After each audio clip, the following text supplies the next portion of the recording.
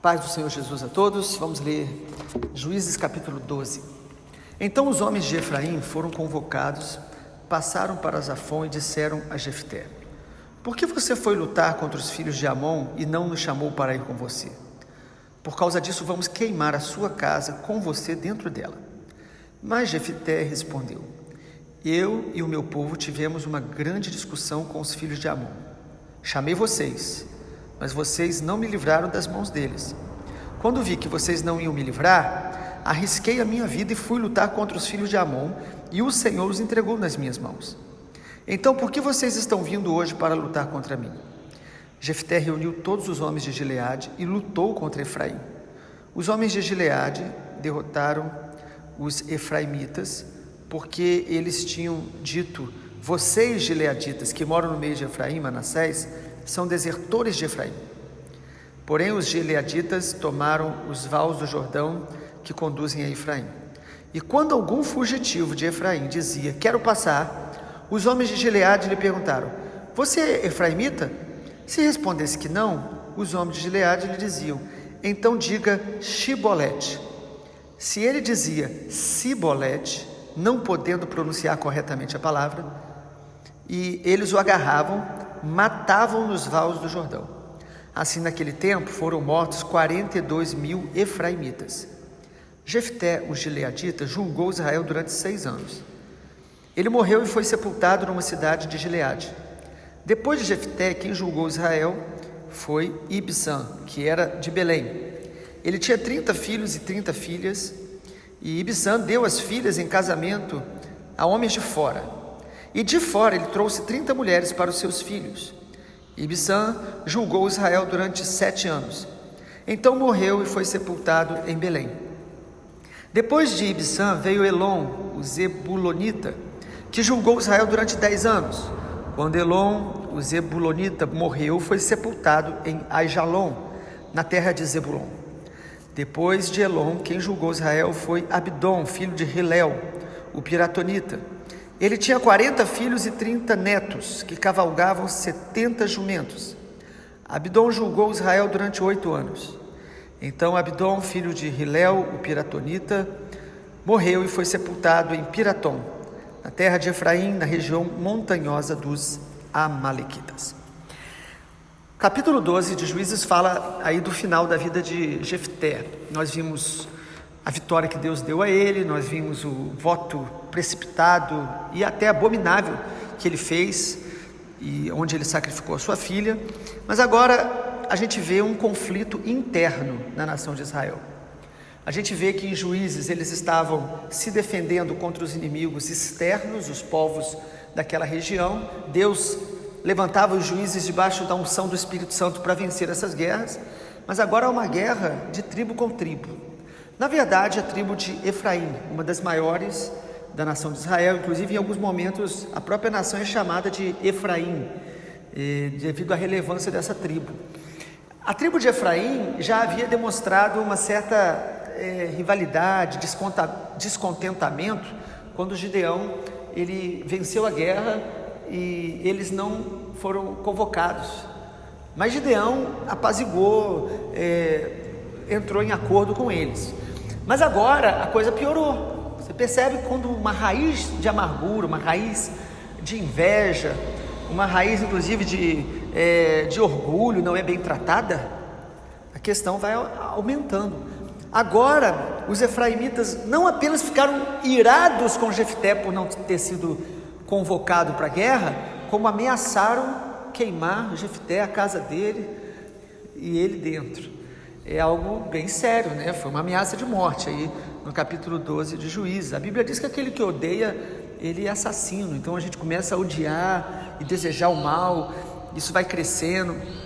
E a questão deles era essa aí que está no versículo de número 1.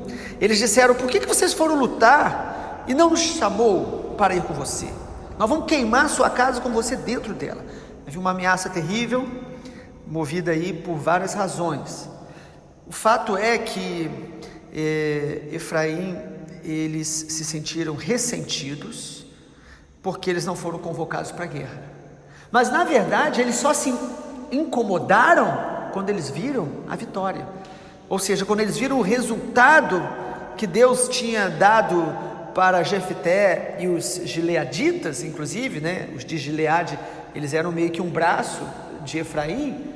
Então eles se sentem mais revoltados ainda. Eles falam: como que vocês vencem? Vocês têm esse despojo de guerra e nós ficamos de fora disso? Não, quantas pessoas elas não lutam as nossas guerras, mas elas cobiçam as nossas vitórias, as nossas conquistas. Elas, quando nos veem colhendo, conquistando algo, elas ficam ressentidas e se sentem fora, de alguma forma incomodadas com o sucesso do outro, incomodadas com o reconhecimento do outro, com as vitórias do outro. Isso é inveja. E às vezes é difícil a gente reconhecer essas raízes de inveja que nós temos no coração. E isso trouxe uma grande guerra, como os irmãos viram aí, né?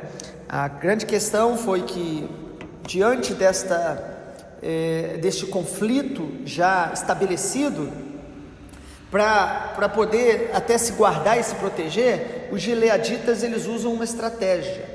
No versículo de número 4, Jefté reúne os homens de Gileade e vai lutar contra Efraim. Os homens de Gileade derrotam os efraimitas, mas a grande questão é como que foi essa estratégia para poder derrotar os efraimitas. Imaginem que eles eram muito parecidos, né? Povo de Israel, tribos ali muito próximas, e aí eles usam uma estratégia terrível de guerra. As pessoas, quando queriam passar por aquele território onde os gileaditas estavam, eles perguntavam: você é efraimita? Você é de Efraim? Todos eles diziam que sim, né? Porque eles queriam passar por ali. Eles não queriam ser vistos como inimigos.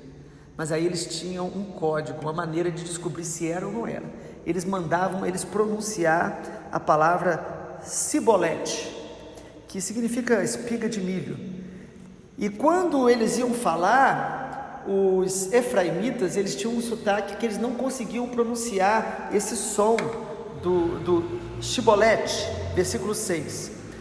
Quando eles pediam para falar chibolete, o som do X, o efraimita falava cibolete, ele não conseguia pronunciar. Os idiomas têm isso, né? Tem letras que, por exemplo, a gente no português fala que o espanhol não consegue pronunciar, e no inglês a mesma coisa.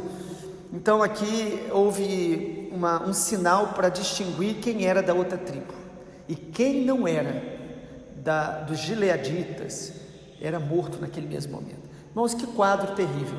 Às vezes nós somos assim, nós estamos alimentando rivalidades no coração, e quem não fala a nossa língua, ou não pensa como a gente pensa, a gente acaba se ferindo um ao outro, a gente acaba ofendendo um ao outro por causa das nossas divergências.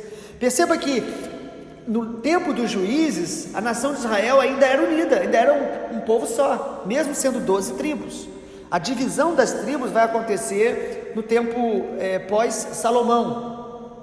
Ou seja, o povo de Deus, que Deus estabeleceu para ser um povo unido, para lutar contra um inimigo comum, está lutando entre si.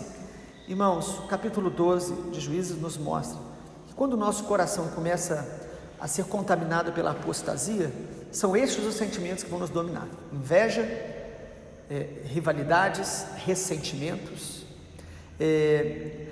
guerras, brigas entre irmãos, contendas.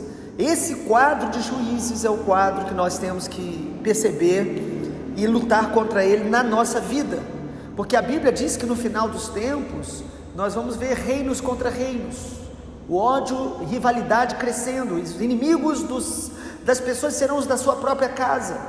Então o amor se esfriando, porque a iniquidade aumenta.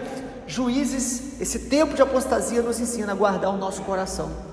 O nosso inimigo comum é Satanás, são os demônios. A Bíblia diz que a nossa guerra não é contra carne e sangue. O que acontece no capítulo 12 é uma grande tragédia de irmãos matando irmãos. Olha quantos que caem da tribo: 42 mil efraimitas.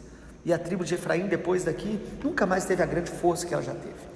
Foi uma morte, e quando há morte, quando há rivalidades nutridas, ódio, os dois lados sempre perdem, não tem um vencedor. Lá em Gálatas fala isso, que nós temos que fugir da obra da carne, porque se a gente começar a devorar uns aos outros, ambos serão destruídos. Quantas famílias hoje estão divididas por causa de opiniões diferentes, por causa de política, por causa até de opiniões teológicas? Quantas congregações e quantos irmãos, às vezes dentro da própria congregação, que não conseguem conviver em paz, em amor, em respeito às diferenças. Por quê? Porque surgem essas raízes de orgulho, de inveja, de contenda. E nisso, irmãos, quem ganha com isso? Os inimigos. Porque quando o povo de Israel se enfraquece, os inimigos ao redor, eles ganham espaço. Nós vamos ver a partir daí, versículo de 8 até o 13, mais 3 juízes que se levantam. Deus levanta com curtos períodos para trazer mais vitória sobre o seu povo, eles com pouca relevância, esses 3 aí, mas fica para nós a grande lição. Nós fomos chamados para lutar contra principados e potestades, não uns contra os outros. Nós precisamos cultivar no nosso coração um respeito maior às diferenças, um amor maior no meio das contendas que estão tomando conta do mundo nesse tempo. Vamos orar? Pai, nós queremos te agradecer e orar nesta manhã em favor do nosso coração. A tua palavra diz que de tudo que temos que guardar, nós devemos guardar o coração.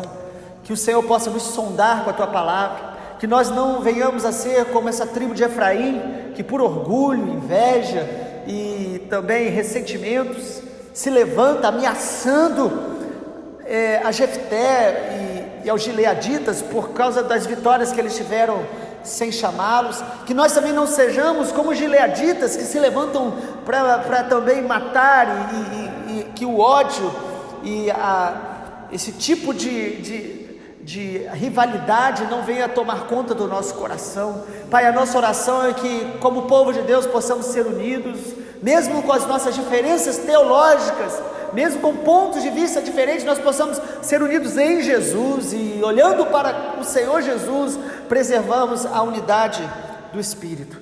Nós oramos e agradecemos em nome de Jesus. Amém, Senhor. Amém.